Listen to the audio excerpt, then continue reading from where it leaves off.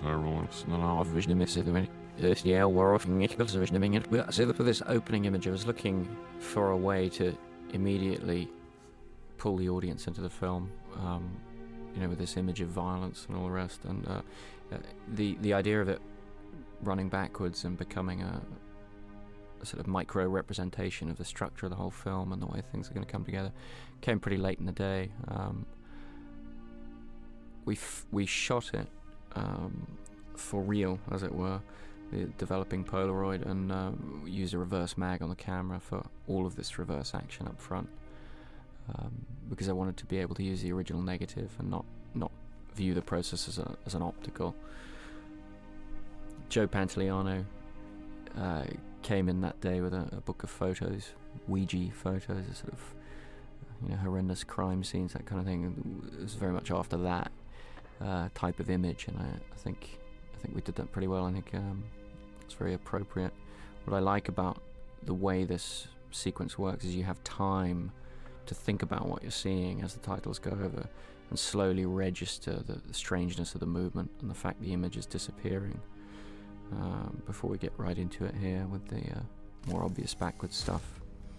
All the sound here is actually forwards. I wanted to keep a conventional physicality to the thing, even as the chronology was running backwards, and use that as a tool for drawing people into the structure of the story. All this was shot with reverse mags, except that shot there, which is me actually blowing the shell casing out of frame. It was the only way we could find to have the illusion of it landing in the middle of the frame, because it was such a tight close-up. The idea with the black and white sequences was always to present a documentary-style, objective view of the character, whereas in the colour stuff, we are really trying to put the audience into Leonard's head, just showing them these images and these characters surrounding him, and really being thrown into his dilemma, and then sandwiching the jumps back in time with the black and white sequences to indicate the grammar of the movement back through the chronology, but also to sort of reassure the audience that they were going to get a certain amount of objective information about the character. We right away wanted to show the way in which people might try and get one over on Leonard or manipulate him, as we're drawing the audience into an understanding of what his particular handicap, the handicap he refers to, is. Joe Pantoliano here doing a great job of just suggesting the sort of untrustworthy nature of the character, and presenting the audience with the same difficulty Leonard's presented with, which is, how far can you trust this guy? Clearly they have a history together, but the audience, like Leonard, is just trying to quickly assess this. We used these shots pushing in on this location to try and create a little sequence that we could come back to in the black and white material at the very end of the film, and you would recognize that movement, that sort of pushing in. This was shot in a disused refinery. It was done in Long Beach. What are you talking about? These tracks are only a few days old. Tracks? What are you, and once again, we're just trying to inject a little bit of mystery up front and use the sort of iconography of the film noir, the thriller, the bullets, the gun, that sort of thing. And Joey introducing a little humour into the film, which I thought was very important because it is potentially such grim material. It was very good to have both him and Guy Pearce sort of just lightening what they're doing a little bit, introducing a little bit of black comedy there. Teddy. These voiceovers contrast with the black and white scenes in that these are the voice of the mind, they're in the first person, and we're trying to just, once again, draw the audience into Leonard's consciousness. Didn't think so. This was actually shot on a set. I think it's pretty effective. You're gonna pay for what you did. Beg forgiveness, and then you pay. You don't have a clue, you freak. And with this section here, we wanted to just immediately introduce the key elements of the film. Leonard's passion, passionate quest for revenge, the brutality he's capable of, and then the repetition of a very memorable event. In this case, it's a gunshot to the head. With this first loop in time, we wanted to have something, truly unforgettable. A gunshot to the head seemed like about as good as you could get. So we're immediately telling the audience, or trying to tell the audience, you're back where you were in the scene before, and that's how the film is going to work. And here we're back into our sort of documentary mode. The voiceover, a lot of improvisation from Guy after the film was finished, some to picture, some not, and then we cut it together very tightly, the same way Dodie Dawn, my editor, and myself were cutting the images together in a documentary style, a little bit more tightly than the colour scenes. Get them all mixed up. You really do need a system if you're gonna make it work. And then here we're seeing the first of what runs through the film in terms of the creation of the Polaroids he references. Part of the laying out of information in the film is seeing how he's created these materials he uses, and this is the first time we start to see that. This was shot on location at a real motel, which was so perfect for what we wanted. If MC Escher was going to design a motel, this would be it. It's an enclosed courtyard, so you really can't tell where you are. All the angles are a little bit off. Everything's a bit circular and a bit strange, and it was ideal for what we were looking for, with this glassed-in lobby that you have to pass through to get to any of the rooms. I like the idea that Leonard would be forced continually into this interaction with the motel I'm Mr. Shelby from motel clerk, What can I do for you, Leonard? wonderfully played by Mark Boone Jr. I'm not sure. I think I may have asked you to hold my calls. You don't know? Well, I think On I'm this I'm not sequence, too good on the phone. Right. we're really just trying to explain to the audience, once again, the way in which Leonard's condition can be manipulated, but also to give Leonard the opportunity for the first time in the film to really lay out what the condition is. Since my injury, I can't make new memories. I also try to get into the dialogue, If we talk for too long, I'll forget how we started. references to the way the film is going to work a little bit, so laying out the condition, and then allowing Bert to sort of So if I seem a little strange, explain how we're going to interpret that in film. Talks about it being backwards. I've told you this before, haven't I? Yeah, I mean, I don't mean to mess with you, but it's so weird. You don't remember me at all. No, We've talked a bunch of times. I'm sure we have. And as always with these interactions, trying to suggest backstory, because that's what's most frightening for Leonard. The continual impression that he's had an interaction with these people before that he can't tap into, and that isn't fully represented in his notes and pictures and all the rest. That must suck. It's all backwards, I mean. So yeah, Bert's kind of explaining the structure here a What little you bit. want to do next, but you don't remember what you just did? And that was the key to the structure, is withholding from the audience the information that's withheld from Leonard, i.e., what just happened, This guy's an exception. but allowing them hopefully to sort of tap into his desire to move forward and get some idea of what he's going to go do next. And in that way, I think the structure, His name's Teddy? as closely as possible, mirrors the mindset that this character's trapped in. No, not as long as you remember to pay the bill. Yeah, okay. 40. 40. This guy. Here we come to our next loop, which just involves a complex combination of little unrepeatable events, the tapping the photo and the turning and the knocking on the door. We just wanted to right away You kind of learn to create a complex loop, so people would realize that they were seeing something they'd already seen before. As the film progresses, we find ourselves stripping them down a bit, using more shorthand. I love the suggestion from Jonah's story that there would be some dialogue between the different selves of this character, the past self and the present self. And we were able to get a little bit of that into the film, not as much as he was able to get the short story, but a little bit of that in these kind of sequences where he's written notes to himself. I was fascinated by the idea that somebody who could not create these memories would be essentially divided between the past self and the present self. That connection between those two aspects of himself would be broken. Remember Sammy Jackson? It's very important to get this tattoo on screen early on. This is the second time we're seeing it. I like the idea of visually creating a character who didn't look like he would have tattoos, and then gradually discovering that with him.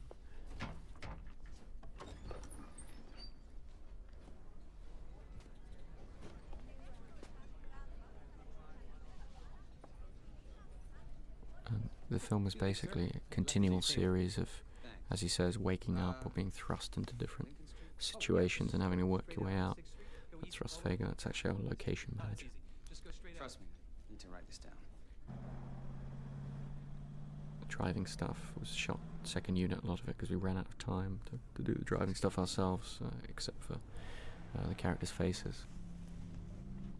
This is the back of that motel, and you see later in the film, you see these kind of bars, very sort of prison-like, which I thought was, wonderful.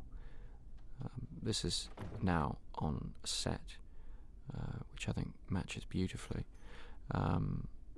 A production designer, Patti Podesta, I thought did an incredible job of making the sets expressive but realistic, because I really wanted a kind of drab realism that a true update of a film noir should encompass. When you look at these old films like Double Indemnity, or all the great film noirs of the past, they're set in the banal reality of the time, and that's what I wanted to do with this film.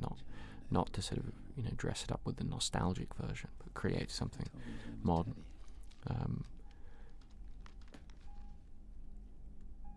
Wally Pfister, the director of photography, is shooting these scenes. I was pretty insistent with him to try and keep the light from the windows and that kind of thing, and he really tapped into my desire to keep it more real. And we built the hotel rooms. The motel room is built, I think, about 15% oversized, so that the camera equipment could fit in without flying the walls too often, and keeping the ceiling pieces on wherever possible.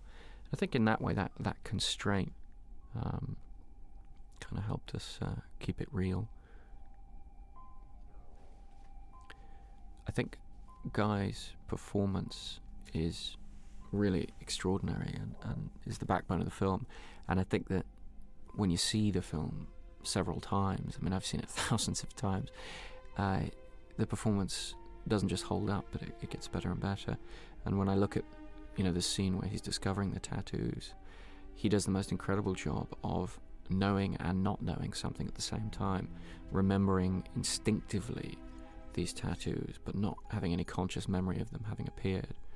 The simpler way to play the scene would be total surprise at the tattoos, but that wouldn't be true to what the film says about memory and the different types of memory, because what the film says is that you can take on knowledge unconsciously through repetition, through habit.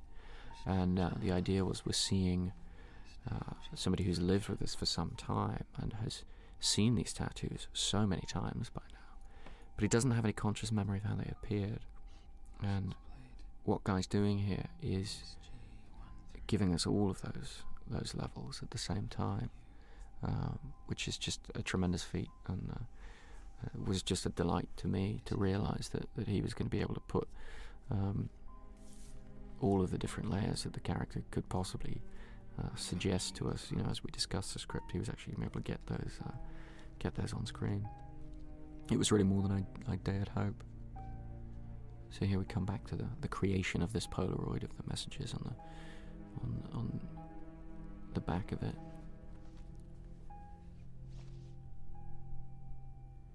And this moment where he just sees the key tattoo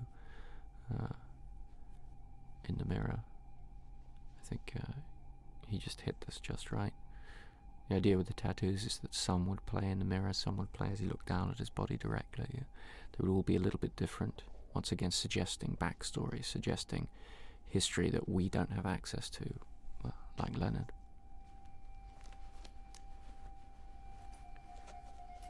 And once again, coming back to a repeat here, that for this stage in the film we kept it fairly complex, the writing of the note, and then the magazine, the clip going into the gun. You say we talked before? I don't remember that. Yeah, but it's not amnesia. I remember everything up until my injury. I just can't make through it the up. film we sort of So I can't remember parallel talking to you. What are we talking in the editing what's going on in the black and white scenes with what's going on in the colour scenes, but with a different spin. So we have him taking his shirt off and rediscovering his tattoos once again and going to the mirror, but hopefully with a slightly different feel to it and a slightly different resonance. But it also serves as a bit of a reinforcement. It gives the audience another chance to see what they've just seen and try and get a handle on what this guy's thinking. Yeah. I got a reason. We tried to use the car and the suit he's wearing to suggest, a particular type of character to the audience, a kind of some kind of heroic figure and all the rest. I got interested in the idea that you try and identify yourself with what you wear and what you drive, that sort of thing. If you can't remember anything else about yourself, we're continually seeing these notes and photos of his, and I tried to make everyone a little bit distinct and get the prop guys to have a little bit of a difference to all of them. And with these loops, this is something that we repeat later. Try to give a slightly unique quality to all of them. You did explain, Lenny. Carrie-Anne Moss playing Natalie, and I wanted to introduce her with sunglasses because I wanted to get across the idea early on that he's continually having to look into people's eyes and figure them out, and that somebody with sunglasses is impenetrable to him. Must be tough living your life according to a couple of scraps of paper. You mix your laundry list with Like the idea that he would immediately run into somebody who, like him, has some kind of injury to the face, and wanted to use injuries and as something that could ultimately help you orient yourself in time, because it's something as with a haircut, which is what I'd used in my previous film to indicate time. Guess what name came up? It's something that John Edward Gamble. the injuries heal in a particular way through the film. But his face on his driver's license looked They really get familiar, worse I through the think. film instead of healing Been through in the the bar, film. maybe. Here's a copy of his And then license ultimately we see how they're registration created. photo. Are you sure you want I this? think I told you Carrie-Anne what this man did. does a tremendous job I shouldn't have to ask. in a But different even way if you than get than, revenge, you're not gonna than remember. Joey is doing, but of You're not even gonna know that it presenting the audience with a bit of a puzzle, a bit of an enigma that Leonard is being presented with, and really throwing the audience into trying to figure out, is she good, is she bad, is she helping, is she lying, all the things he has to figure out. Maybe I'll take a photograph to remind myself. Get another freaky tattoo. But to me there's such clear sympathy there, Tell me about her again. that it leads in very nicely to this Because you like to remember. portrayal of Leonard remembering his wife. It seemed to me that somebody with his condition in his situation would cling to their long-term memory. That would be the most precious thing to them. So I wanted to show fairly early in the film the way he values the fragments of his wife that he can remember. Fragments because it seemed to me, as he describes in the voiceover over this section, that when you try and remember somebody, you don't remember them in a clean and cohesive way. You just remember, or I do at least, odd little details of that person, and you do try and combine them. So we shot these very spontaneous little improvised things with Georgia Fox playing the wife, all handheld, just different situations, different textures that he might remember. Enough to know how much you miss them. All the blocking of the camera, all the placement of the camera, this shot being the most extreme example, is intended to put the audience into Leonard's head. In those flashbacks, that's a direct first person, which you can't use too much in camera terms. So instead, the solution is to just keep the camera a little bit closer to Leonard wherever possible, to discover spaces with him, to sort of move in over his shoulder. And the camera's always a little bit closer to Leonard than it is to the person he's talking to. I wasn't helping you for money. I'm sorry. It's okay. See, you have this condition. Once again, just trying to lighten things a little bit, just show that Leonard has the ability to laugh at himself, to find the humour in his condition, because it seemed like that was a necessary condition for somebody to cope with the condition in the way that he is. We are both survivors. I think that in Natalie's case, if you watch the film a second time, you get a very different idea of how this scene plays in terms of its sincerity. When you watch the film a second time, knowing or bearing in mind what happens when, your assessment of that character may change completely, and that idea fascinated me in terms of how the chronology could affect the narrative. Here we're coming back to another one of our repeats. Some of them use exactly the same footage, some of them are slightly different takes, so that there's a slight discrepancy in the way they play. And I like that idea that memory and context would change things very slightly. It's a useful experience, because now it's my life. When I meet someone, I don't know if I've met them before. And here Leonard's describing his former life, and he's explaining how the skills that he had in his former life and how they affect his ability, or how he thinks they've enhanced his ability to live with this condition. His ability to read people and look at their body language and figure them out. In all the flashbacks, we try to make Guy look a little bit different. His clothes fit a little bit tighter, just suggest a rather different time in his life. So you split for good. Well, things change. So I see. My name's Teddy. I love the idea that Teddy would just pop up in the most seemingly random ways, so that when you've seen the whole film and you sort of put it together in your mind, you realise there's a lot of off-stage story, if you like, that he's continually popping into frame. When you think about where he was or what's been going on around Leonard, it's a little bit frightening. You have to be very careful. Why? The other day you mentioned that maybe somebody was trying to set you up, get you to kill the wrong guy. I wanted to play fair with the audience. The film plays a lot of tricks on the audience, and I felt it was important for the characters to articulate the rules of the piece, if you like. So Leonard himself here explaining about the unreliability of memory and the fact that it could be distorted, and Teddy reacting to that. That seemed very important to me to very straightforwardly, very sort of boldly state some of the problems with memory and some of the pitfalls of trying to absorb a story from an unreliable narrator.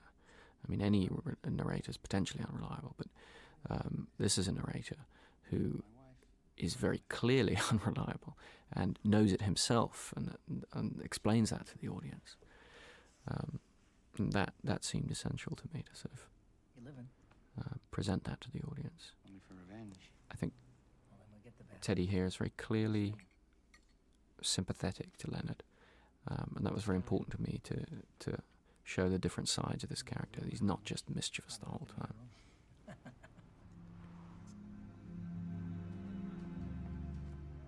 Okay, just putting a little detail of him bumping up against the door, which I liked a lot, because it seems to me that that's his whole way of living, is continually bumping up against things that he should be able to deal with if he didn't have his condition, but he's constantly having to react to things and make the best of whatever situation he's in. He is absolutely a character who lives in the present. This scene was shot that side. Bert's side is on location. Leonard's side is on the stage because we ran out of time on location, but I think it comes together seamlessly. This is not my room? No.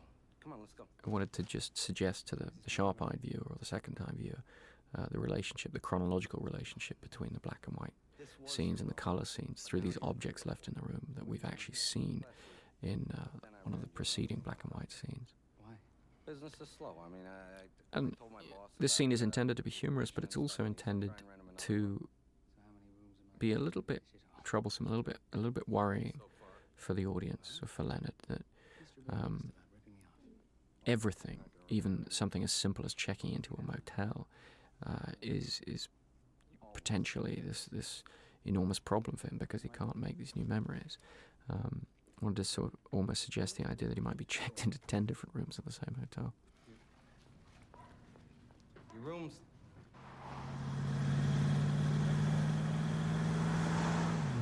And here we loop back in the story, and by this time we're using just fragments of the loop, because by now, hopefully, the audience is beginning to tap into the rhythm of the piece a little bit. Just become an investigator when I came across Sammy. Mr. Samuel R. Jankus. Introducing the story of Sammy was something that came in the script very early on, because I felt that we would need to see another version of somebody with this condition, somebody trying to cope with this, somebody suffering from this, in order to present the audience with extra information relating to Leonard's condition, but also for he himself to demonstrate how he has absorbed information relating to the condition. And people are often asking about how does he remember he has this condition if he has no short-term memory.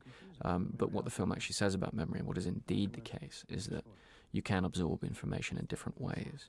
And I wanted to continually, through the film, suggest different ways that Leonard's absorbed information over time, always suggesting that this gap, this unspecified period of time between what he refers to as the incident and where he is in the present, he's never going to be able to grab a hold of exactly what that period of time is, and neither is the audience. And it's in that gap that all of this stuff has been absorbed. When Stephen Tobolowsky came in to talk about Sammy, he was the first guy who really, to me, understood that Sammy is the backbone of the whole story. He has one line, basically one line in the whole film, so it's difficult to get actors to come in and audition for that, but he totally grasped how Sammy would hold the story together and keep it moving forward. Oh, wait. We wake up here with Leonard Where am I? and try and figure out where he is with him, and these scenes of waking were very important to me. He refers to his condition being like waking up and continually waking up.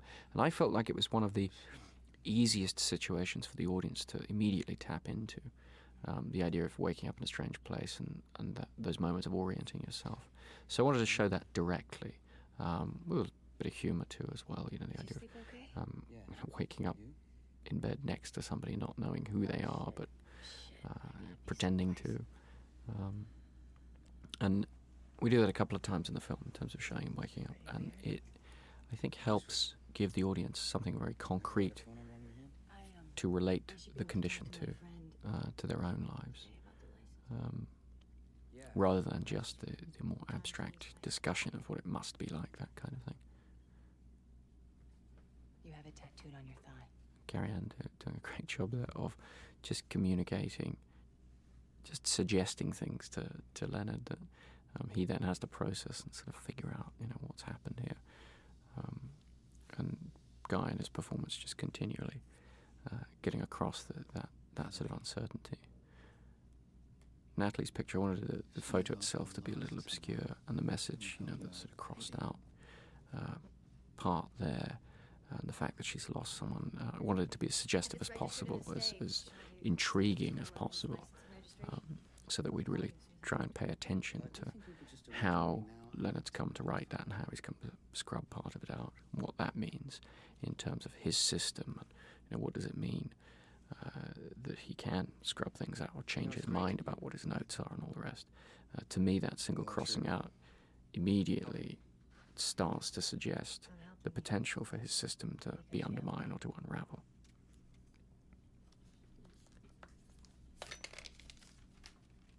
The idea of writing a note on a little pharmacy bag and eye pencil, I was just continually trying to use the props to suggest a unique object, something that hasn't been repeated, and therefore you would identify it as the thing you've seen before immediately. The notion that you would almost take some kind of offence when somebody couldn't remember you, even though they had this condition, was very important to me to convey. And it is true, people with this type of problem, it's very frustrating for the people around them. And Leonard is aware of that and responds to that in a quite gracious manner, which I felt was another key to his survival, his sort of ability to live with this condition. I thought you split for good. Teddy popping out of nowhere again. Any new skills at all? But I find something in my research. Conditioning. With these scenes, we were trying to use the story of Sammy to indicate to the audience the different types of memory, to suggest, reinforce the things that Leonard's been telling us in voiceover about how he lives his life. Hey, where were you guys when I did my CPA? Sorry. And this was just a little crazy test that I wrote into the script. It's intended to be a little bit absurd. Some of the objects were electrified. They'd give him a small shock. They kept repeating the test, always with the same objects electrified. The black and white scenes are a mix of technique, handheld, high-angle shots, this kind of thing. The idea was that as the film progressed, they would get a little bit closer to the color scenes.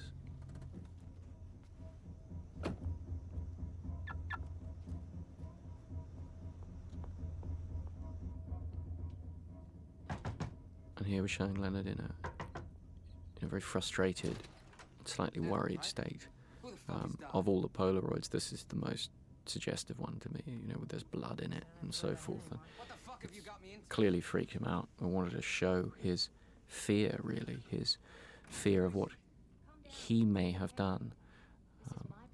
This is actually one of my favourite scenes between Carrie-Anne and Guy. I think they really nailed what it was we were trying to do with the script at this point, which really is to show Leonard's frustration that he occasionally succumbs to, and the idea that the most frightening thing to him is that he may have done something wrong. Not that somebody else may have done something wrong to him, but that he may have done something wrong, and he can't trust himself. And that was an idea that was important to communicate. Polaroids are pretty difficult to rip up, and I like the idea that he would, without knowing how he knows, he would know that you have to burn them. Such as? I know what that's gonna sound like when I knock on it. Included this material about the feel of the world and so forth, because I found myself in describing the project to actors and producers and all the rest. I kept, knocking on their coffee tables and sort of saying, this feel of the world, I mean, that's the kind of memory he has, that's the space he lives in, and that's how the film's going to be made, in his headspace, in the room, very claustrophobic and textured. And I wound up actually putting it in the film because it seemed to really get something across to people. Come on, try and relax. Guy really reaching a very real emotion there. It was really very exciting. It was in our first week of shooting, and it was at that point I realised just how lucky I was with the casting decisions I'd made. And this isn't the fastest paced area of the film, Come here. but Come here. I think it has to be here. You have to understand the underlying emotions of this character to get any kind of sympathy for him. You've got to see him suffering in this way. Otherwise, he'd just be a robot the whole way through. I also wanted to get this reference to this space where he doesn't have a tattoo. Suggests this idea that he's kept a space there for when his mission is accomplished. I'm sorry.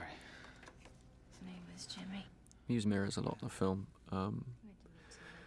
but tried not to be too conscious about the kind of symbolism and so forth in the film. But it's hard to resist having a character like this looking in the mirror all the time, because he is just constantly trying to identify himself and orient himself.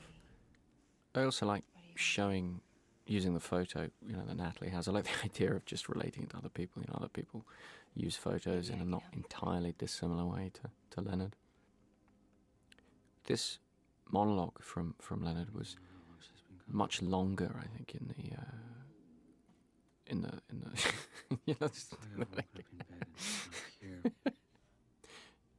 it was longer in the shooting script, and Guy came out luckily 2 weeks before shooting, so we had time to really go through it, and he was very insistent, quite rightly so, that we strip it down and really try and condense it, because, he's done a lot of films, and he knew very well that it wasn't going to be in the finished film if we couldn't get it to a manageable length. The structure of the film is such that you can't remove any scenes, so this was one of the vulnerable areas, but it was essential to show what this guy thinks about himself and his condition and the state he's living in. We had to get that.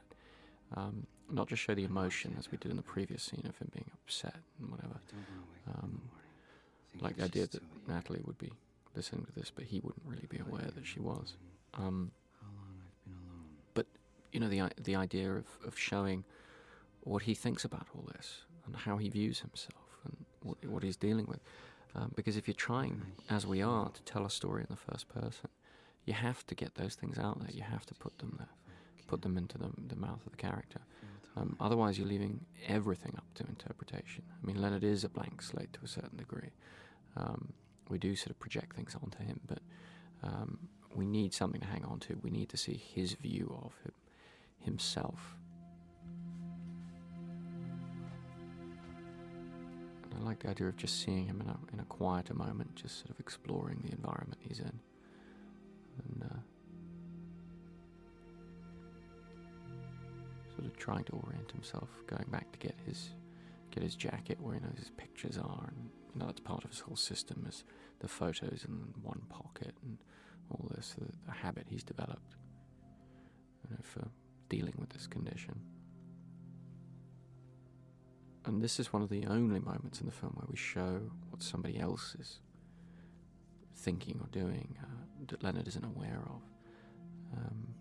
But I like the idea that there would be this one little moment where we saw Natalie considering what he said and relating it to herself. I just wanted to make that connection a little more explicit for the audience. She is also there really isn't anywhere else in the film where we so clearly step outside that. Once again, we're seeing he's looking at the photograph and he's relating her situation to his and creating that message on the back of the Polaroid. We're seeing the creation of that, and then we're able to judge for ourselves whether it was created sensibly or not. But we still don't know what the crossed out message is. They kept testing Sammy for months. Always with the same objects carrying the electrical charge. You know, I return to the testing process. It's a test.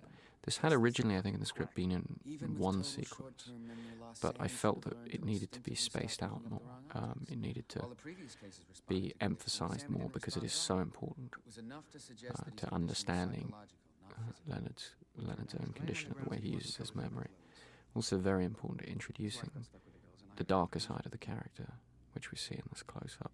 Conditioning didn't work for Sammy, so he became helpless. The idea of all the guilt he feels associated with the story of Sammy.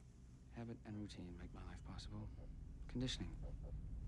Acting on instinct. Leonard's always reducing his existence to a series of sound bites that he lives by. And by the end of the film, the idea was the audience to be very familiar with them. Wanted to really shift gears at this point in the story. Use those images, those nightmarish flashback images, and then throw us into waking up with him in a different environment, a motel room, and show his waking up process relating to the black and white scene that we've seen earlier in the film. He checks the drawers, and yes, there's the Bible, but there's a gun. What's fun about this scene is this is the type of scene that a lot of film noir, a lot of thrillers could open with. But because of this structure, because of this character's way of looking at the world, we can have this scene, you know, a third of the way through the film, halfway through the film, the last scene of the film, whatever we want. And I really wanted to take advantage of that.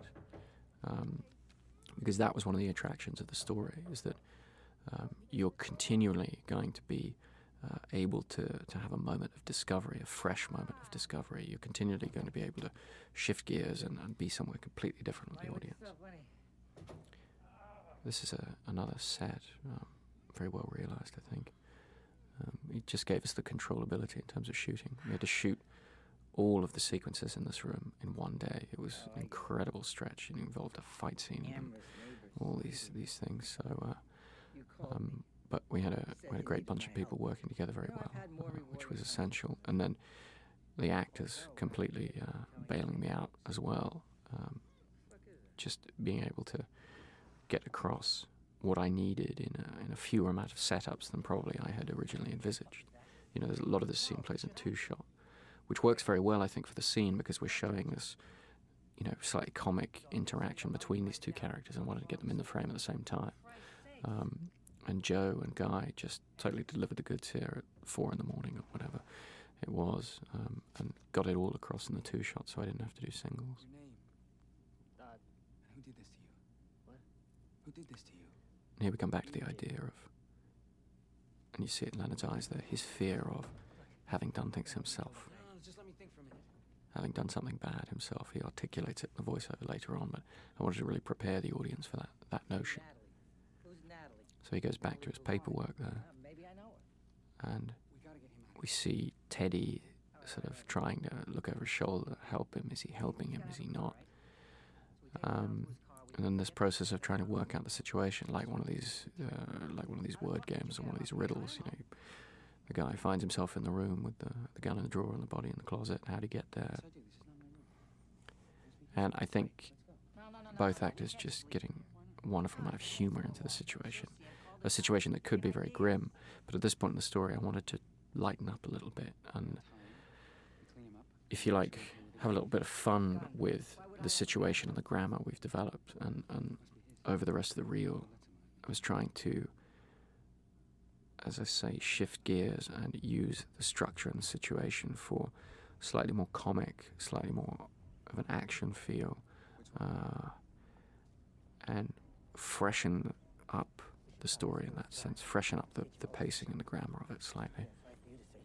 Because it's the danger with such a sort of technical conceit, structural conceit, that the rhythm becomes too familiar, too predictable. And one of the interesting things about the character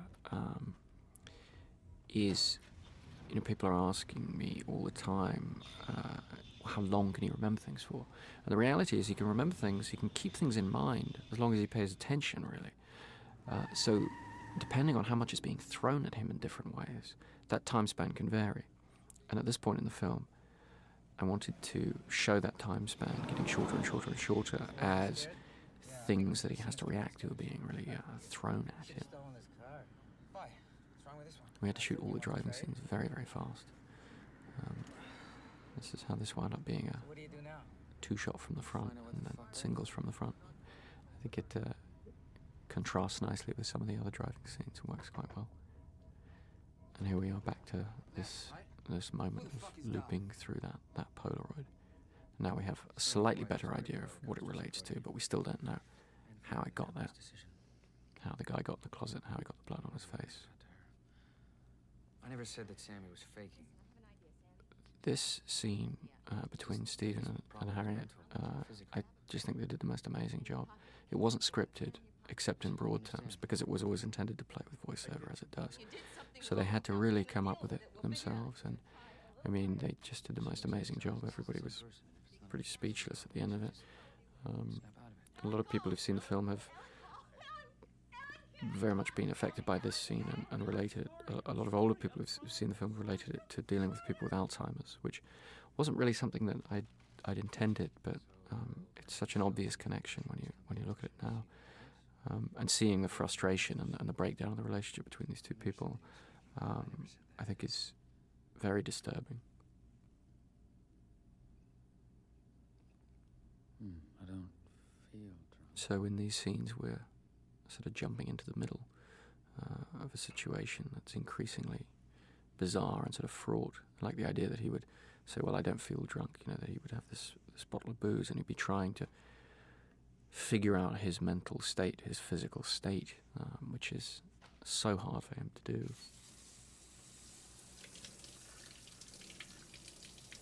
And once again in the blocking, we're staying with Leonard, we're staying in the shower cubicle with him, we're making the same assumption that this is his room and his bathroom, and then we're hearing somebody come in, but we're staying in that space with him and we're not seeing anything that he can't see at this point. And then we see his reactive nature once again, which, particularly when you see the film for a second time, doesn't make quite as much sense as it appears to the first time, which I thought was kind of funny. These guys did a great job with this fight scene. We had to shoot it very, very quickly, and I wanted it to just be messy and sort of brutal, slippery, naked man wrestling with this other guy who doesn't know who the hell he is. And he did a really, really fantastic job with it. And then here we wanted to see Leonard just immediately diving into the situation, clearly not understanding what's going on or who this guy is, and just making the decision to get him out of the way, get him taped up, get him in the closet, get the picture of him. You know, it's all systematized behavior. It's all having done this over and over again. And then back to his paperwork, referring to this insanely complicated note that gives him all this information about the situation he's in. And then Leonard's continually having to reduce this information to what's the essential element, what's the thing that can help him. Well, it's to get rid of him, and then, more importantly perhaps, it's the reference to Teddy. So he's cross-referencing his pictures now. And, I mean, the complexity of what he's having to deal with here is, you know, extraordinary if you're trying to keep all this in mind at once. And he knows that he's going to forget it. You know, in his bones, he knows that this information is going to dribble away, so he's having to really try and assess the situation incredibly fast. And then he feels he's got his notes done and all the rest, so he can take a bit of a breather. But as we already know from having watched it, it's not necessarily a successful endeavour. Mrs. Jankis didn't understand was that you can't bully someone into remembering. To use the notion of him tattooing himself in a sort of crude manner, and contrasting that with some of the more flowery tattoos, you know, the different typefaces and everything, just to suggest that he's done his own tattoos or he's had other people do them, depending on the different situation, just to suggest the world outside of the immediate story that we're seeing. This scene was really intended to be the ultimate extreme of how the ironies of, you know, a sort of action, an action hero, the hero of a thriller, trying to deal with lack of memory, lack of short-term memory. And I love the notion of somebody in the middle of a chase not knowing whether he was the pursuer or the pursued. And through all these scenes, we just see Leonard at his absolute most reactive, totally living in that instant of the present. All this stuff had to be shot incredibly quickly, and some of it logistically quite complex, but everybody really rose to it. And I think there's an energy to these scenes and a lot of the rest of the film that might have actually been harder to create if we'd had more time. There's something about having to do stuff in a hurry, I think, that can get itself on screen.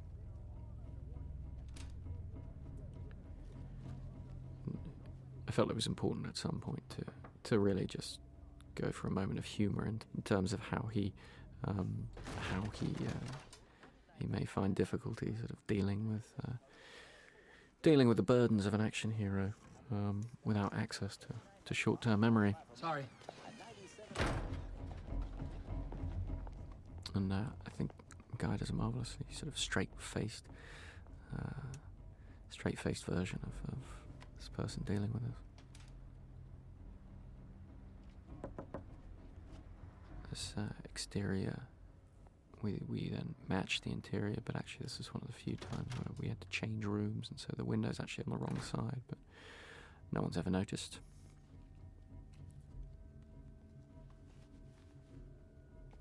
Once again, we're back to this single shooting day we had for everything that took place in that room, which was pretty tricky, but we got it all done. And here we get one of the instances in the film, and there's a more extreme one later on where we show him forgetting on camera. And I felt that it was important with this story, to really try and capture that moment of losing focus, just losing that attention. And I think Guy did that marvellously. And here we're back to the self-tattooing, which, you know, we looked into. It turns out you can do it in a number of different ways. And we tried to find one of the most straightforward and slightly grim. This is a dawn scene. It was actually shot in the evening. And the location, I loved the idea. You'll see in the later scene, you know, he's burning the things there, but I love the concrete things, the way they looked almost like a cemetery or graveyard.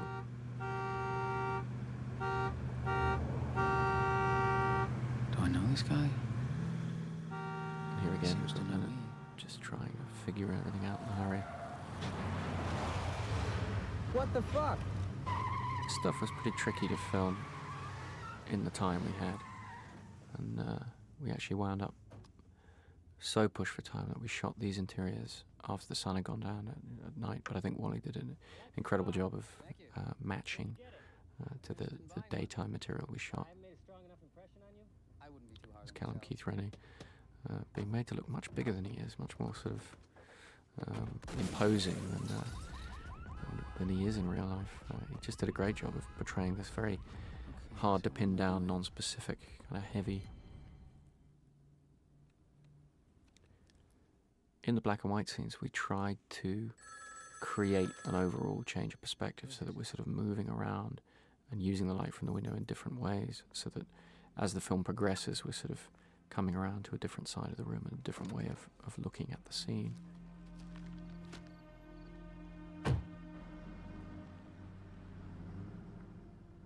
This location is actually the same disused refinery that the derelict building was staged at, but it's this massive complex, so we were able to, find a couple of different places to shoot there that, you would never know they were in the same place.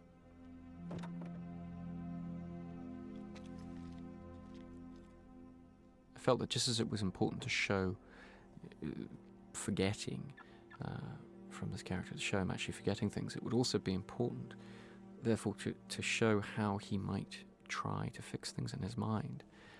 The tattooing itself, the pain involved and all the rest, I think is quite suggestive of an attempt to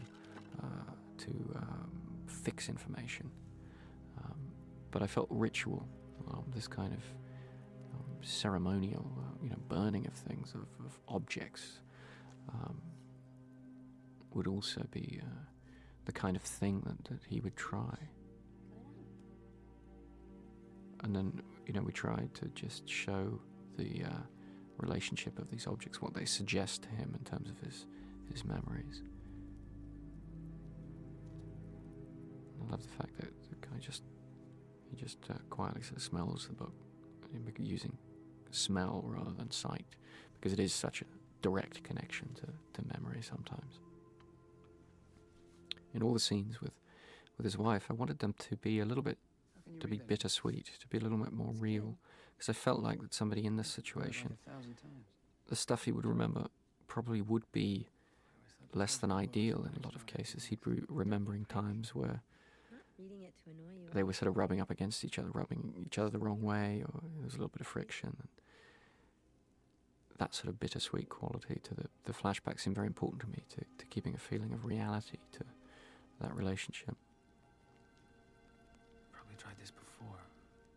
I think too often memories are portrayed in films of this type in too positive a way, too much the sort of rosy glow. I don't think that's how people remember. It certainly isn't how I remember. You remember a bit of everything, and a lot of it, as he says in the film, is stuff you'd rather not remember.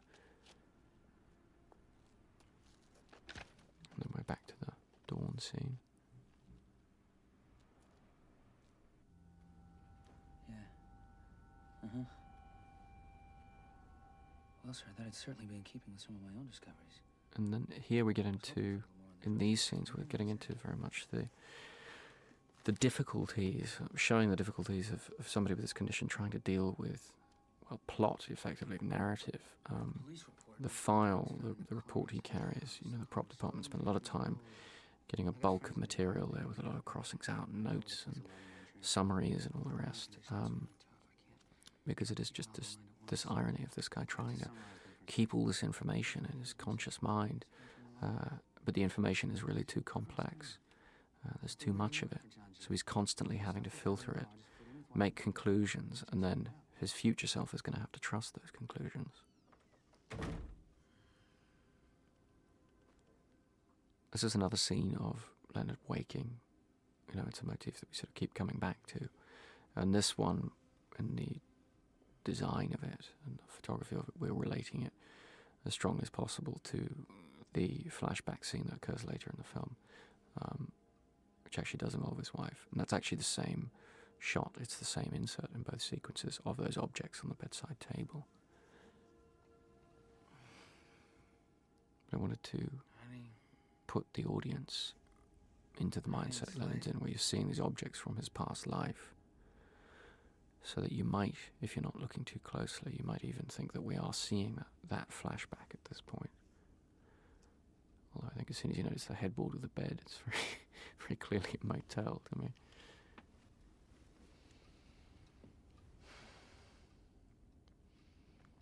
Everything okay? We wanted to show images of the trauma, his last memories that he's tried almost probably to suppress at times, but also at other times to try and remember more. I like the idea that these would just rip across his mind in a violent manner. Okay in there? And then once again with this structure and this character, we're able to really Was I supposed throw the audience a new character that they have no idea who it is, and surprise the audience in that way.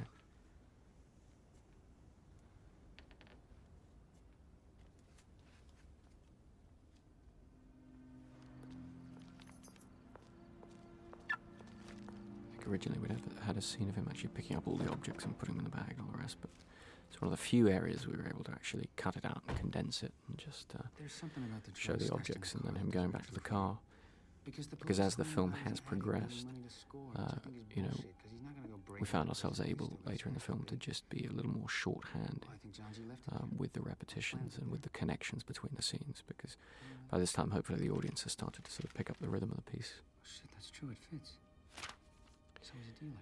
And here I wanted to just suggest the way in which an external influence, a voice at the other end of the phone that we're not hearing, would prompt Leonard to rethink his own conclusions. Now we're getting somewhere. Discount in. And we're seeing his arrival at the Discount Inn. The exterior of the motel was as good as the interior, just very off the wall, a little bit peculiar. And we're seeing the creation of a Polaroid again. That's actually my car next to the Jagger, still running.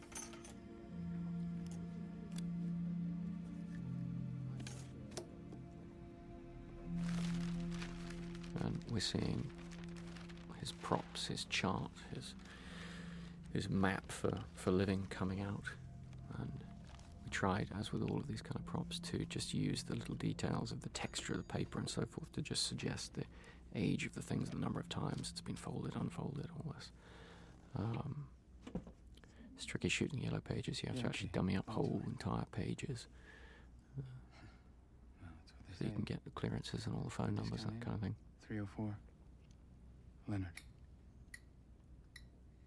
Well, what then?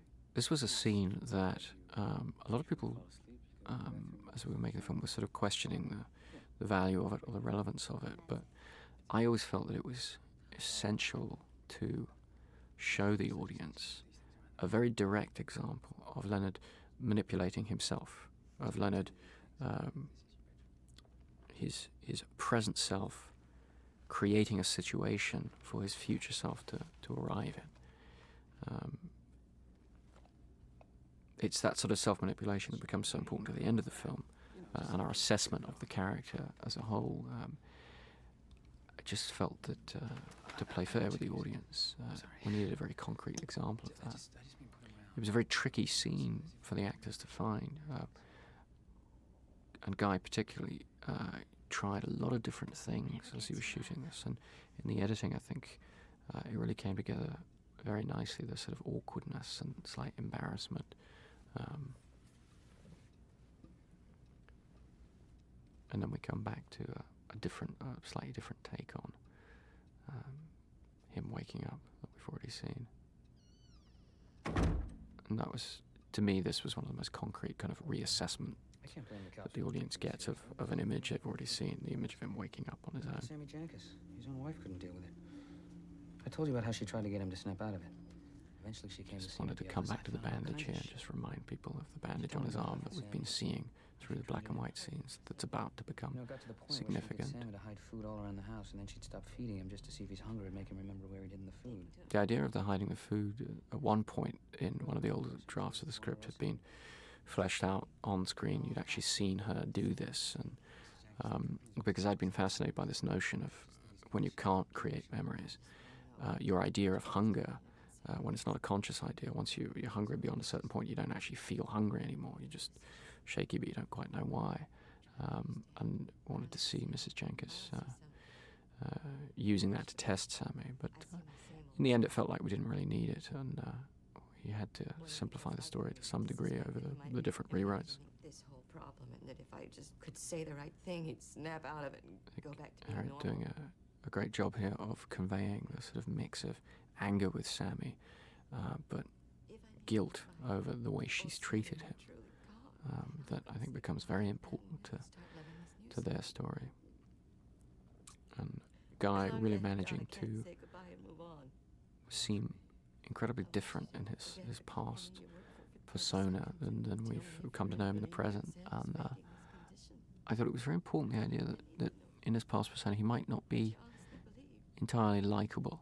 You know, he might not be a character that we would want to identify with as much as we've been forced to identify with him in the present.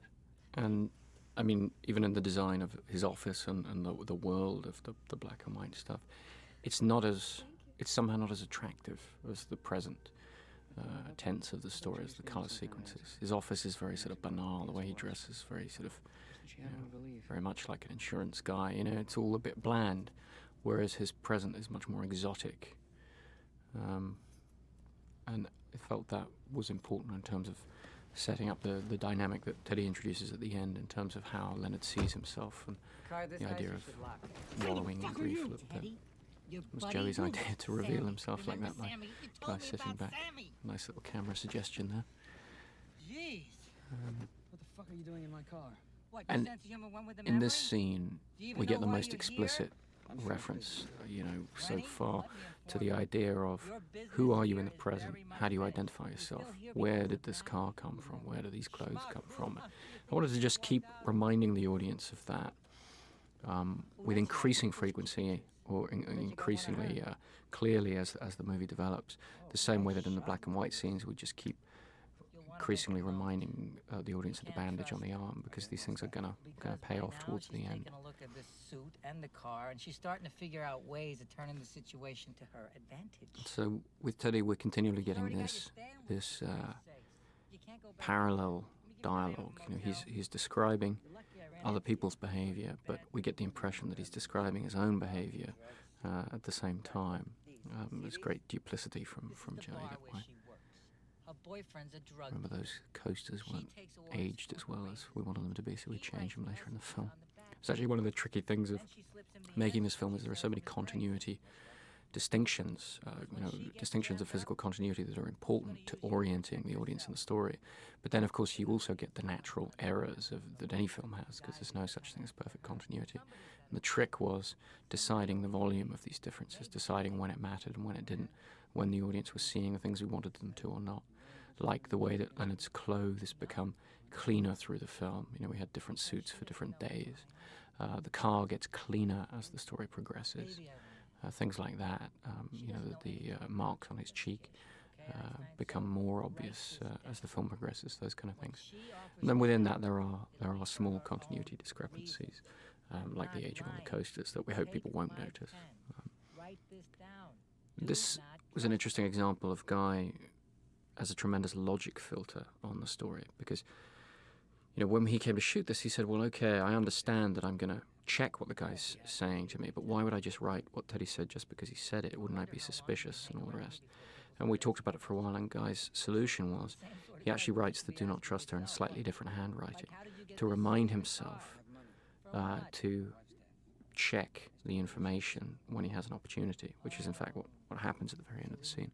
And it was that kind of detail of behavior that Guy, because he's such a sort of logical thinker and really tapped into the behavior of the character, he's the kind of actor who Guy doesn't do things that don't make sense to him, so we'll discuss it and figure out the exact logic of it. And that was very, very helpful to the film, because the film has this very obviously complex structure. So it invites criticism of detail. It invites, very intense scrutiny.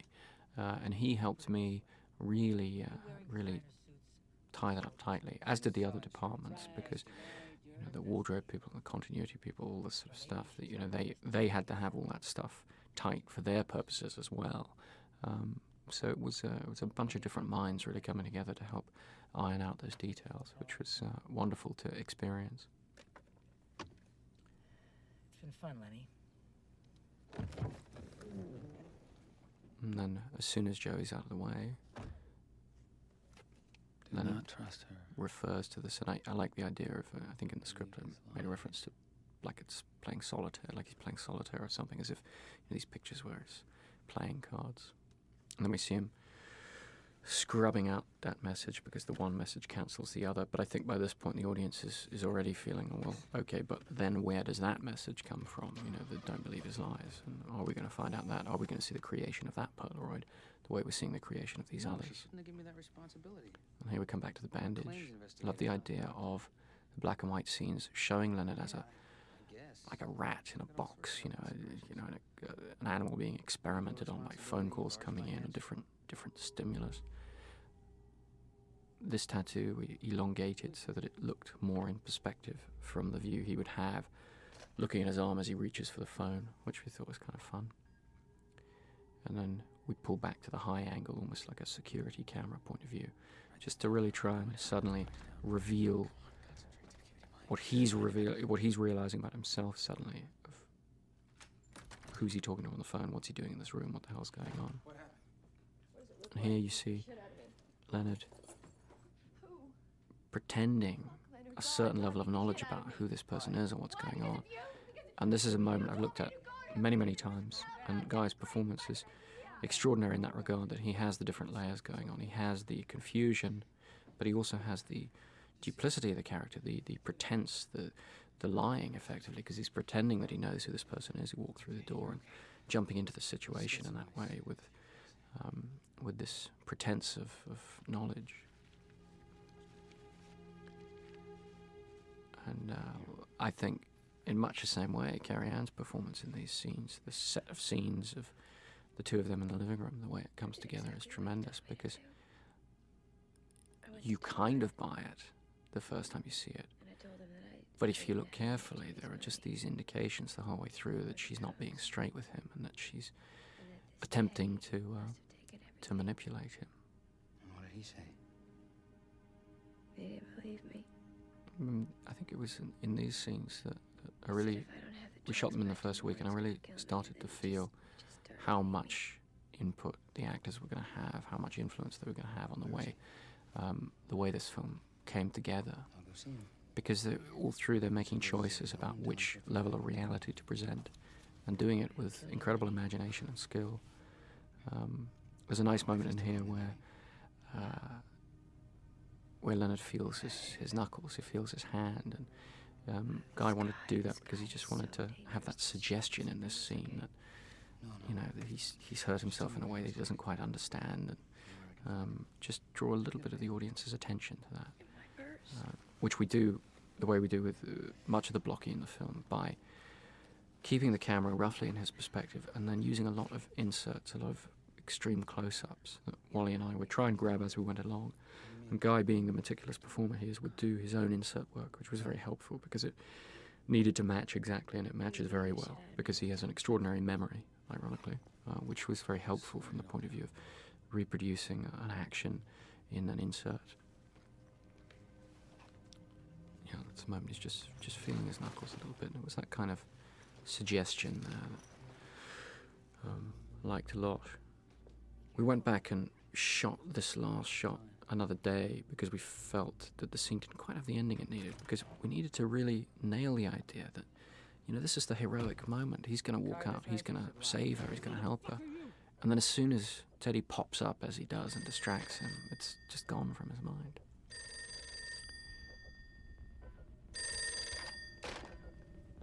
I love the way Dodie cut this scene.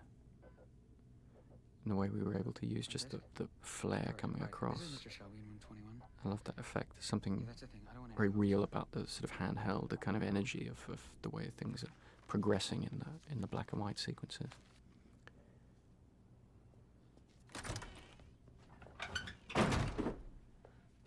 And this was a scene we didn't rehearse too much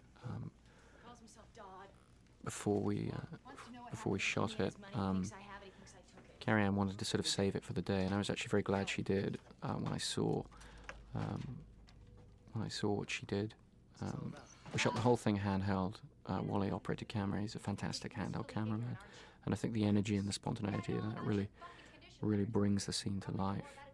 He also lit it so that we could shoot not quite 360, but we were able to shoot in a lot of different directions. So we pretty much did the whole scene on Carrie-Anne and then on Guy without too much fracturing of the scene. And I think that helped us all just get into the energy of it and feel the rhythm of the scene instead of constructing it too much in the edit suite. You know, we were able to really kind of get it on the set. Not to me. I wasn't fucking married to her. Hey, don't talk about my wife. I can talk about whoever the fuck I want. I can say whatever I want, and you... I wanted to have a scene that would be the extreme, really, in a way, of how someone would directly confront Leonard in order to rouse particular emotions that they knew he was going to forget had been aroused. And I think Guy does he gives a very accurate portrayal of resisting that, because he kind of knows where it's going. I think you see in his eyes. Use you. I'm telling you now because I'm going to enjoy it so much more if I know that you could stop me if you weren't such a Carrie-Anne fucking freak. very skillfully turning up the heat and then calming down a little and then going a little further. Otherwise you could write yourself a little note about how much Natalie hates your retarded guts and that I called your wife a fucking And we always whore. felt that Don't say another fucking word. About your the last wife? thing she said should in a way be the quietest. Once she'd really got him to a point of being incredibly angry with her, Maybe your cunt. she would use the shouting, use the volume to bring him to this point of barely contained anger, and then just the last little quiet indication of how she can manipulate him would just send him over the edge. And you won't remember. We'll still And be we're back best on the friends. dolly at this point because we wanted it to be a little more controlled, as from her point of view. And then we're in this peculiar moment where the audience is really left to figure out who they sympathize with at this point, and whether, you know, what this says about Leonard and his ability to gauge the world around him or to interact with the world around him. And it leads us into, for me, one of the most interesting scenes to shoot in the film, which was this, once again showing him forgetting, but showing him struggling not to forget something, a specific piece of information, and her just coldly outside waiting for the inevitable loss of that information. Come on, I can find a pen. And we tried to do it in a voiceover as well, just to get across this frenzied state that you don't normally get in voiceovers. Voiceovers are normally so almost as if they're looking back on things from the future or whatever. We wanted to be in the moment with the voiceover, and the attention disappears there from the sound of the car door slam, and then we're back to where we were with him trying to orient himself. Who? Fuck Leonard. Dodd beat the shit out of me. The sort of frenzied nature of the black and white scenes was meant to run in parallel with the colour scenes, so that the extremity of the emotions he's going through would increase in parallel in the black and white, and the colour scenes as they came closer together towards the end of the film. I know you said you didn't want any calls, but this Once guy again, we're called. shooting half on the set, half on location there. And I think it comes together very nicely. I'm not too good on the phone. I need to look people in the eye when I talk to them. Yeah, well, what? And then we're coming back to Natalie's for the You can crash on the couch. It's beginning of comfortable. these scenes. Just have a seat. Thanks. We shot this in a real house that we just dressed, and I think it was great, particularly in the first week of shooting, because we were having to work so fast to just be on a real location with real windows and all the rest. It worked very nicely. The camera here coming up to her point of view a little bit. Really for the first time in the colour scenes, sort of coming off his eye line, because I wanted to just look at him the way she's looking at him in this scene. For the first time in the film, in the color sequences, really step outside Leonard a little bit and start to question who he is and how he would appear to us if we ran into him in the real world, compared with the idea of himself that we've been seeing. And then we're into this flashback, the same shot there of the objects on the bedside table, coming back to this recurring image of him waking up and trying to orient himself. Although in this case, this is prior to his memory loss.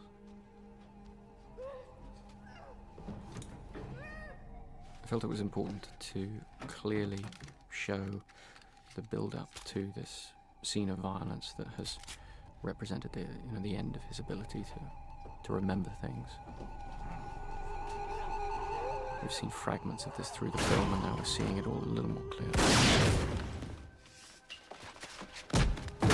Although still not seeing what he can't see. And we're always careful to do that. The blood coming out was Guy's idea. I thought it might be a bit much, a bit too gory. But in fact, once I saw it, with the camera move we'd designed to sort of come over the floor, it felt just right, because it felt like his mind leaking out somehow. It felt like the end of his past self. I remember. And then drifting onto that floor that we've seen fragments of in certain of the flashback scenes. Explain what you do remember.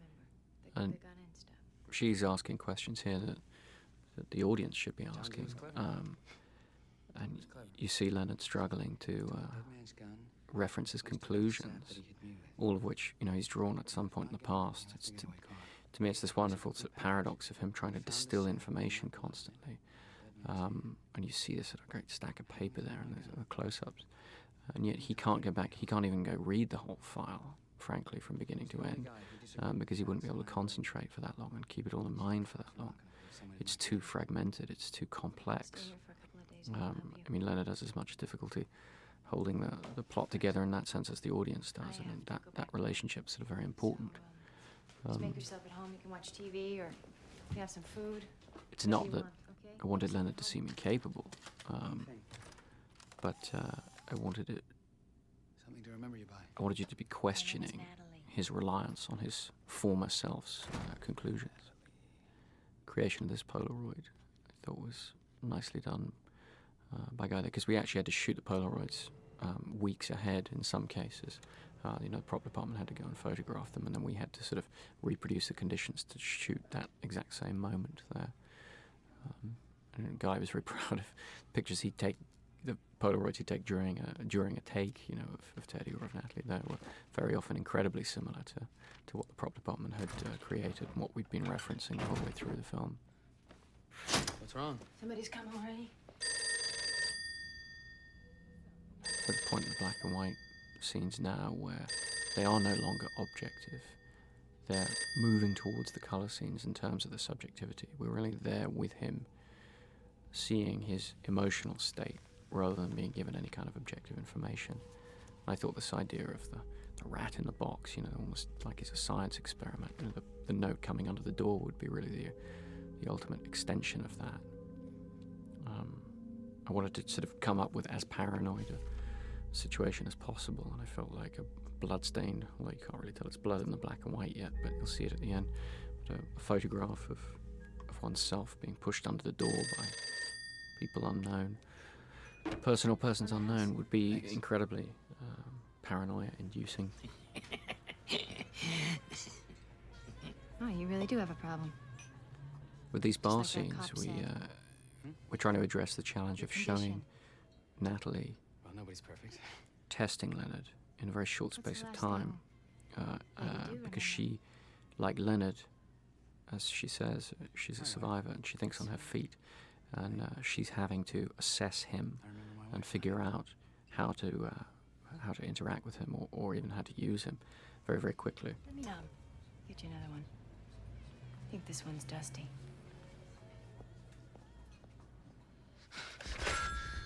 Why are you calling We're me? back with What do you want? Leonard's paranoia as the I know you pace have. What do of you want? cross-cutting Something between the wrong? colour and the black and white increases towards the end of the I film. don't know, something bad maybe. Why are you asking me? I can't remember what I've done. You wouldn't believe me anyway. Because of my condition, you don't believe And once again, someone we're coming with this back to condition? Leonard's greatest Nobody fear, believed really. Sammy. I didn't even fucking believe Sammy. that he may have done something wrong that he can't remember. Come by after, Natalie.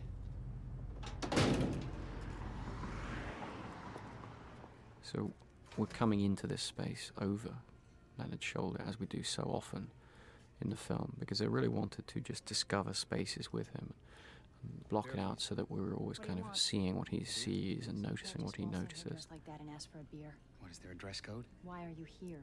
And Natalie here trying to size him up Well, that's straight me. away. Yeah, we met before, right? Then why am I here? And I don't Leonard, know. Why don't you tell me? again, sort of trying to feed a little information in order to get some. How do you know better? Coming back to his mantra of I have My a condition, boyfriend all the told me rest, about which you. by this point in the story is beginning to seem a little bit, Jimmy Grant's. perhaps a little bit stale and perhaps a little bit Well, he knows you. obviously Tell me about you. abnormal. Said you were staying at the discount. I wanted at this point in the Fact, story the Hawk audience came to by be earlier, was looking for feeling a little bit more like Said he was looking for a guy who can't remember anything. Wouldn't they know were how he got outside here, this what he'd done. character. Even as we're still seeing the story from his point of view, just getting a little bit more of a hint of, you know, if you walked into this bar and there was this guy there telling everybody inside that he has this condition and he has this big file of papers about his wife being killed and all the rest, that, you know, how you would view that in the real world. And it's the tension between You don't remember anything. those two You don't remember aspects to the where story, you've been, what you've just done. the subjective and the objective, that I wanted to really try and Then why did you come here? bring together towards the end and really sort of crank up that tension as the story progresses to arrives at the meeting point between the black and white and the colour. This thing with the beer here and the guy spitting into the beer gets very different reactions, and it did at script stage as well. People either absolutely hated it and couldn't believe it, put it in there and wanted it out, or they loved it because they felt like it was just clear and extreme and obvious in the right way. It's for a lot of money. So I sort of Come toyed on, with first taking it you out, try putting it to back in, and charity. in the end I kept it because I felt like she would need a cruel and quick method of confirming the truth of what Leonard is saying about his inability to remember things, because she's having to think on her feet and make this very fast assessment. We tried to use the music in this scene to have the shift between the two songs, so that when you come back here to the booth and he's in a slightly different situation, and you would recognize it. On the drip house. coming out of Thanks. the cup, and then this reassessment of what this laugh means. At first you don't understand it. Now you know more than Leonard, and you understand it as a very cruel joke. Oh, it's amazing what a little brain damage will do for your credibility. Voice on the other end of the phone here, which we can't hear, clearly About my condition, officer? calming him down. The idea that whoever's been interacting with him has been taking him to this peak, like Natalie does in the scene where she shouts at him, and then letting him calm down enough to begin the conversation again. Sammy. I didn't tell you? What happened to Sammy and his wife? Well, she came to see me at my office. I thought she was just trying to catch me off guard, so I didn't tell her what I really thought, but I never said that he was faking. Just that his condition was mental, not physical. I found out later that she went home and gave Sammy his final exam. Sammy, And this is the scene where we it's time for my shot. went as extreme as possible in terms of the type of test that someone might give somebody with no short-term memory to try and snap them out of it. You know, the spitting in the beer with Leonard being pretty extreme, and then this being a whole new level. So she found a way to test him. We had to shoot this very, very quickly, and the actors just did the most incredible job. That's actually my wife, Emma. That's her hand there, doing the hands on the watch. We tried to get the inserts as we went along because I wanted them to be as It's time accurate for as my shot. possible. But some days, like the day we shot this, there was just too much material to get through. We were literally having to do all of the Sammy Jankis story on She one really thought day. you'd call his bluff. So we shot this Or she series just of didn't wanna live with injections the things she'd put in using for the him. watch and the turning back of the watch to get across the idea of what we're doing time-wise in the scene, what she's doing to Sammy. And just moving in gradually, just pushing in on the dolly and using increasingly tighter and more fractured shots to show the preparation of the needle and the shooting, Won't hurt. the injection and so forth. Sammy's little laugh there, just very heartbreaking. I think Stephen did a tremendous job. It's really about his only line in the whole film.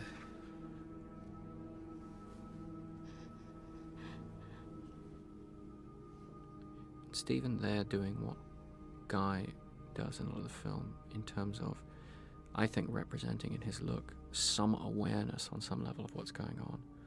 And that was very important to me, that this not just be total surprise or shock, that there's some underlying awareness of what's going on, whether it's just on an emotional level or whether there's some greater awareness, because it was very important to me, the idea of the confusion of different types of memory. He's been in a home ever since. He doesn't even know that his wife is dead. I was wrong about Sammy. You know, I wanted to not make it as simple as Leonard describes the condition. He starts off the story by laying out for us the difference between short-term and long-term memory.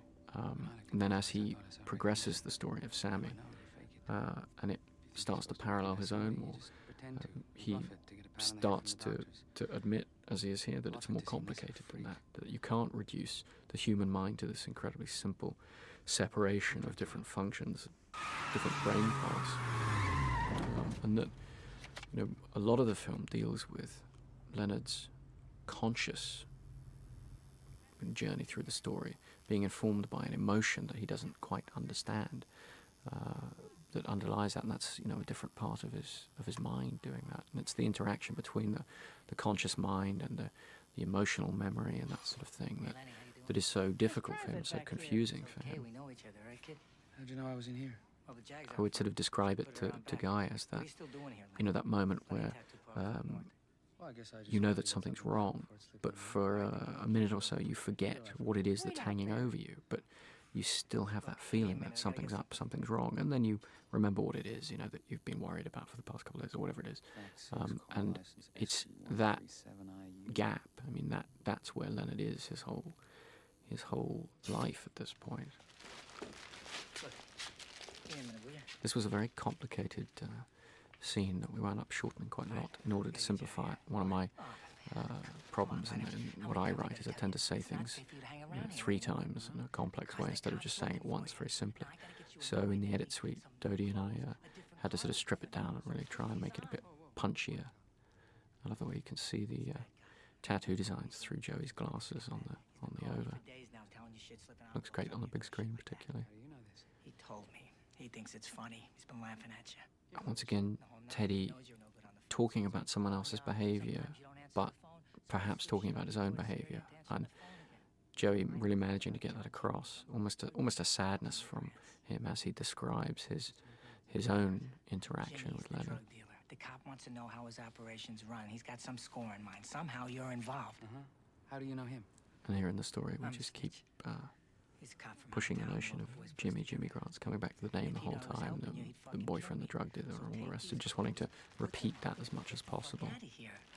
Come on, Leonard. Just go.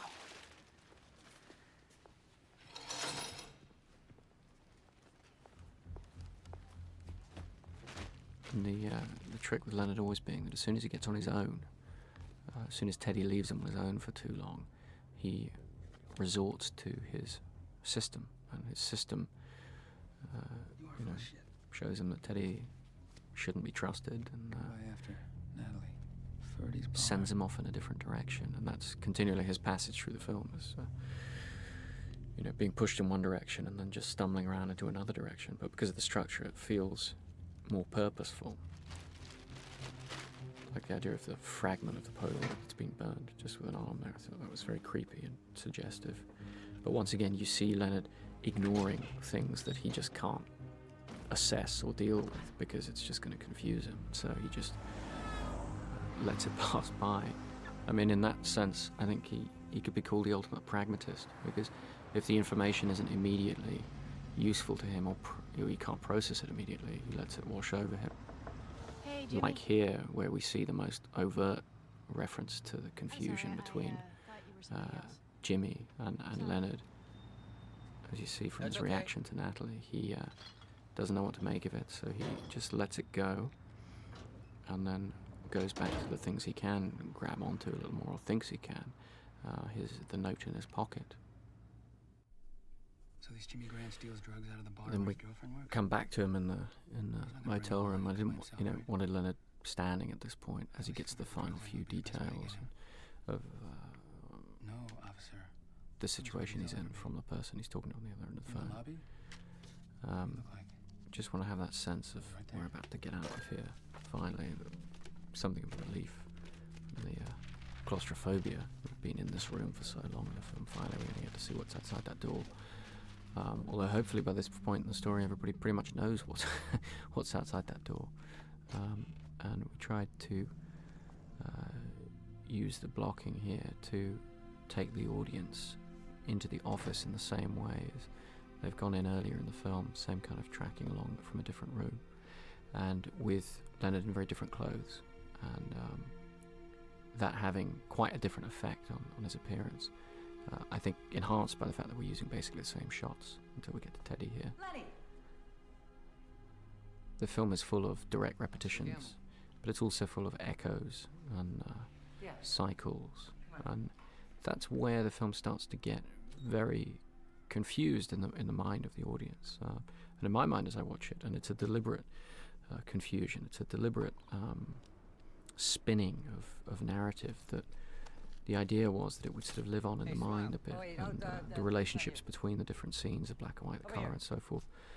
It would become hard in the mind to distinguish between what you'd seen when, and that the film would live on in the mind and sort of grow in the mind to that degree. And one of the things I'm happiest with is, with the film, one of the things I'd really hope for is that I could come into a screening halfway through and not know what scene's coming next, even though I have a good visual memory and I've seen the film thousands of times, and that's actually the case. It's that kind of organic in that sense. It's that messy, even though it's tightly structured.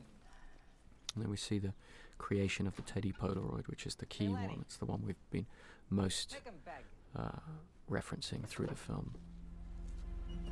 And I think that helps give a sense of impending conclusion that's then immediately fortified by this music cue of Dave's. It's the same as the last time we pushed in here with this series of shots.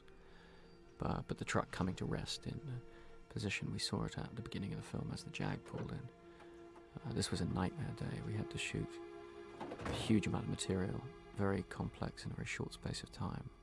Huge wardrobe changes, vehicles coming in and out, continuity nightmare.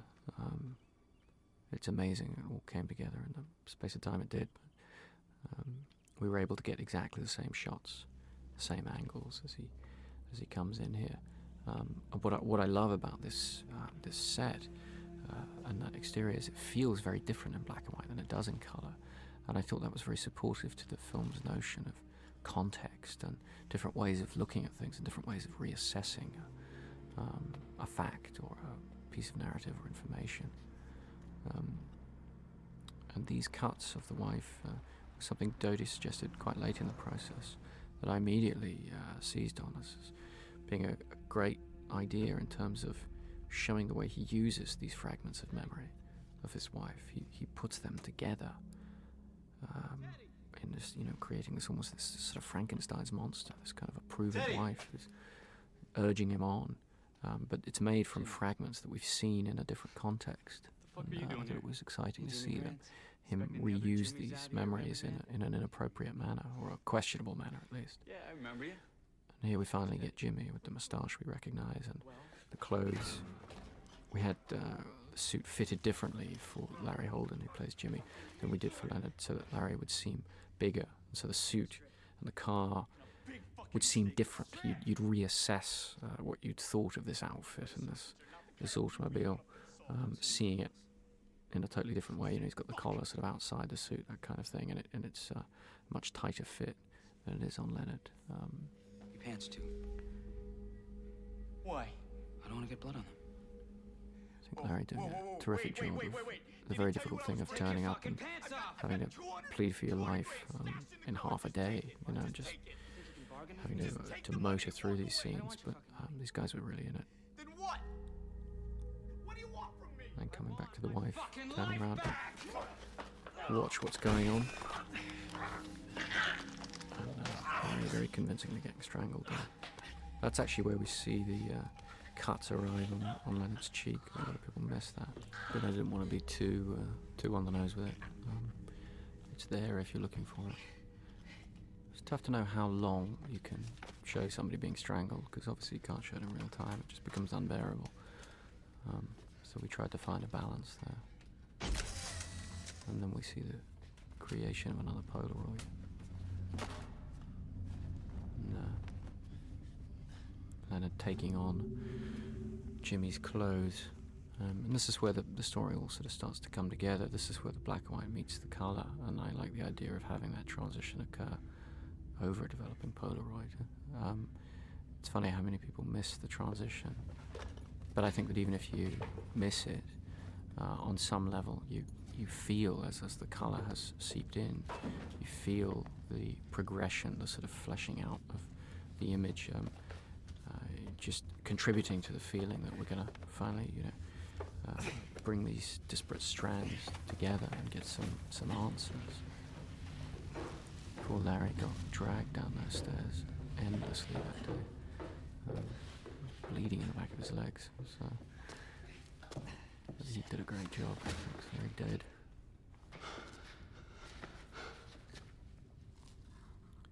And Leonard shocked there, partly because he didn't realise Jimmy wasn't completely dead, and then also because of the reference to Sammy.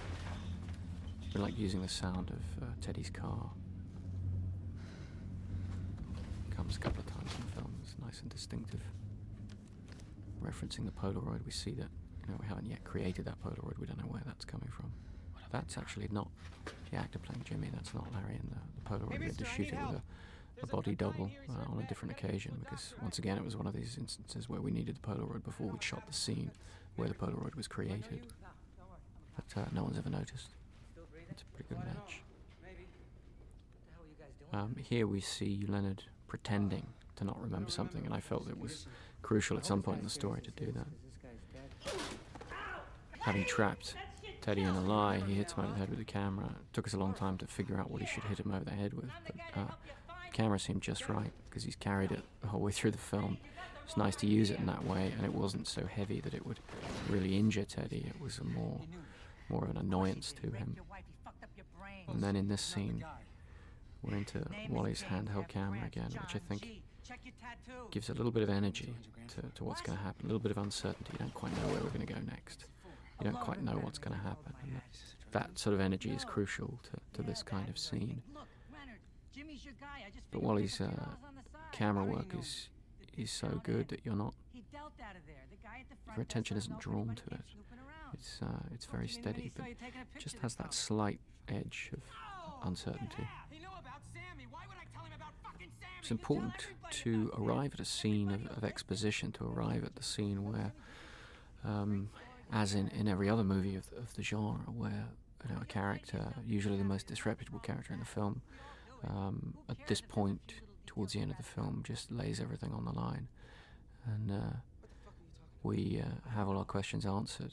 The fantastic thing, the exciting thing for me about this chronology, the reversing of the chronology, is that I felt we could arrive at this scene and present this scene, but the audience would be in a very different state in terms of their readiness or otherwise, or their willingness to believe this explanation or this series of explanations. Hopefully by now the grammar of the film has made them very suspicious of any kind of explanation. And this was a very tricky scene in that regard, and we rehearsed it. We didn't have a lot of time. The film was shot in 25 and a half days. I was working on the specific wording of the scene throughout shooting. We shot quite near the end, and we would once a week we would go to Joe Pantoliano's house, and the three of us, along with Emma, we would work on the script and change individual words and rehearse it and just really work it through, because it was this process of condensing information. I do have a tendency to say things more than once and overcomplicate things in trying to be clear, and rather than leave it to the edit suite as we had with certain other scenes, we really felt the need to really try and distill the information down to its essentials, to make it as clear as possible, because it is very, very complex. So we spent a lot of time rehearsing the scene. These guys really had it. And then poor old Joey, right before we came to shoot it, hurt his back actually doing the scene, which was shot at the same time, of his head getting blown off from the beginning in the same location, hurt his back quite badly, and so when we came to shoot this, he was actually in a considerable amount of pain, and then had to basically perform a 9-page scene in one shooting day, which was pretty rough. But he rose to it and just did a tremendous job, and I think the subdued quality that he achieves in the scene is very important to seeing the relationship between these two characters and coming away with the idea that Teddy's relationship to Leonard is complex. It's not simple. It's not easily reduced to good guy, bad guy, or whatever. It's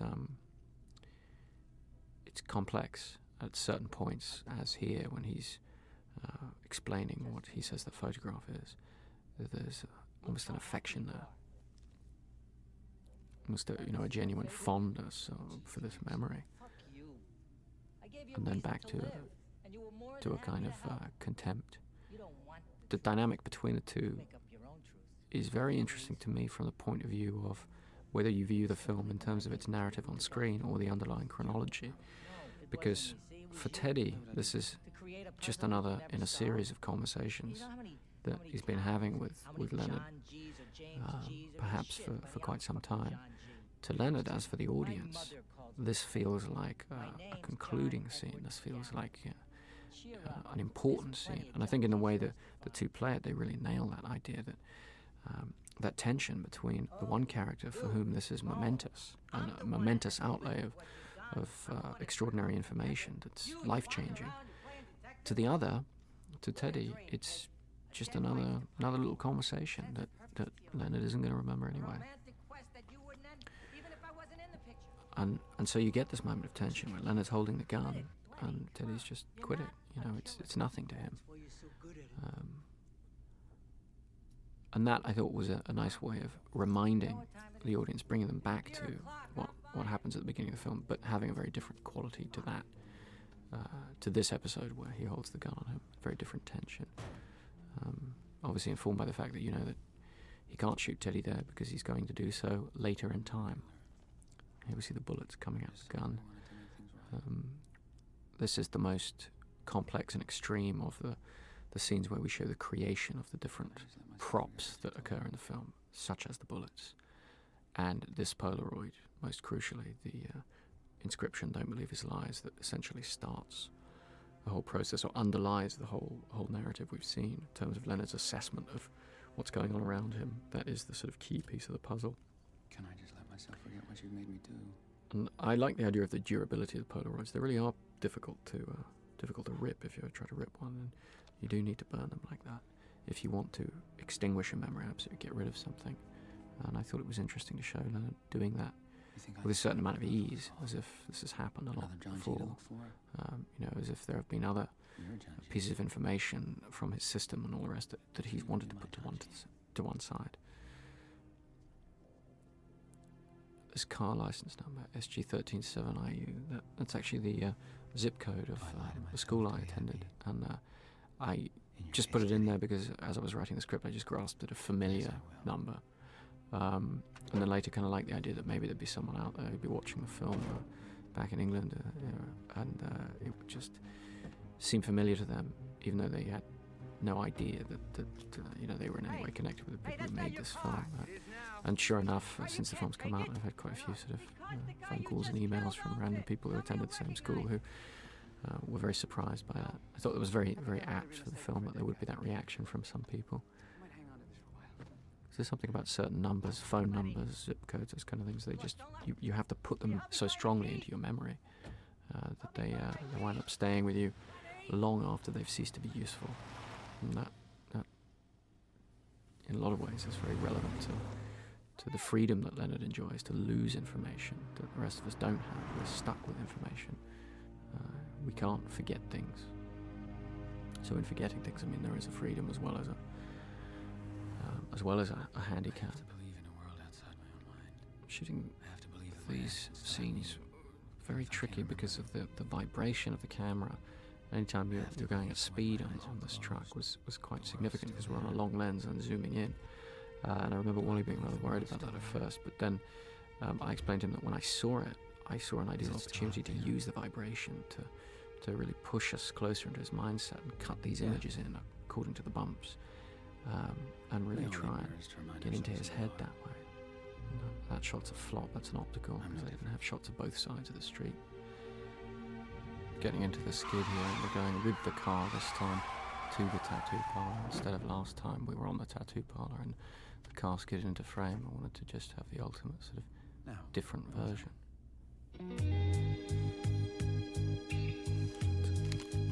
How's that? I don't think we need anything like that, really. We lay in each other's arms, but the room is just an empty space. I guess we lived it out. Something in the air. We smile too fast and can't think of a thing to say. Live with the best times, left with the worst. I've danced with you too long. Nothing left to say. Something in the air, something in my head. I've danced with you too long, yeah. Something in the air, something in my